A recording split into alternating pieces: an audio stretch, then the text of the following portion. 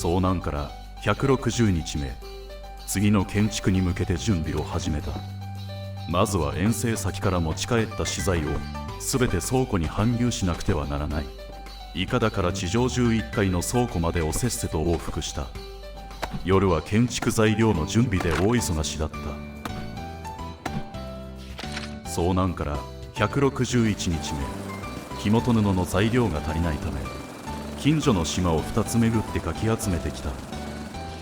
遭難から162日目、まだ若干材料は足りていないが建築作業を開始。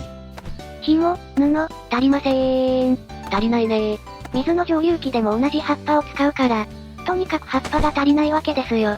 そこら中に生えてるけど、集めるのに効率が良くないんですよ。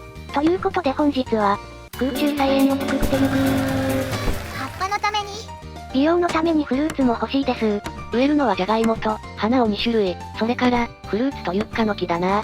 ヘリポートから外側少し上に浮かせるようにして作っていこう。ここ数日、夜中に黙々と丸太をカットしてたけど、作るもののサイズを計算してみたら、すごいギリギリだから、無駄を出さないように心してかかってくれ。了解しました現場監督。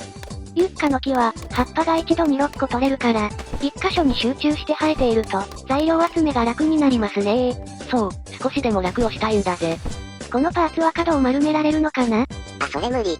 角のパーツっぽくない？いや正三角形なのよ。じゃあ何に使うの？正三角形を使った建築に使うの。角っこ丸めるためじゃないのか。ないの。全然ピタッとこないな。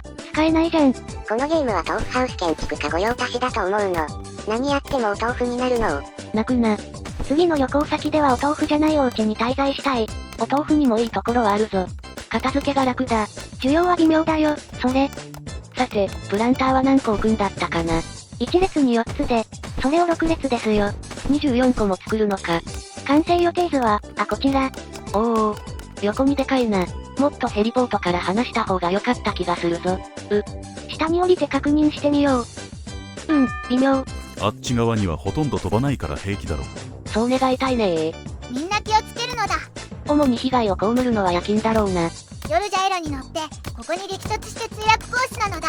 資材に余裕ができたら改造してヘリポートから離しましょう。まあそれまでは我慢ということで。だな。壁で仕切ってプランターが綺麗に並ぶようにしましょう。設置が終わったら仕切りは壊しちゃおうか。丸太をたくさん運んできたとはいえ、無人島ヒルズでアホみたいに使ってますからね。これも壊してリサイクルします。残り半分ぐらいは板を作らないと足りないな。とりあえず 50% 完成かな。遭難から163日目、残りのプランターを設置していく。明け方から板を作りまくったので、材料はバッチリだ。じゃんじゃん作っていこう。よっしゃ、どうですか？やりましたな。柵をつけた方がいいぞ。落ちたら天国ですね。5ヶ月目にして落下で天国は嫌だぞ。ぐるりと柵をつけました。階段もバッチリです。これで安全は確保されたのだ。ちょっと降りてみてみよう。浮いてるね浮いてるなー。どうでもいいけど昼間暑かったな。屋根つける？手前だけな。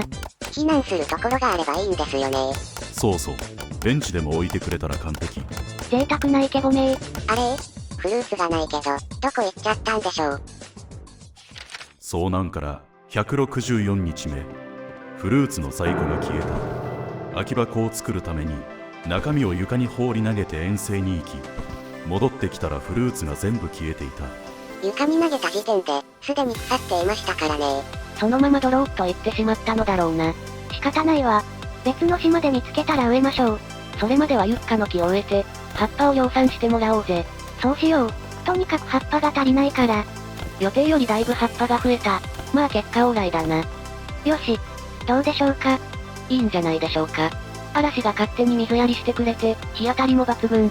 ヘリポートからの眺めも確認しておこうか。離発着だけ気をつければ何も問題はない。浮いてるな。空中菜園だからな。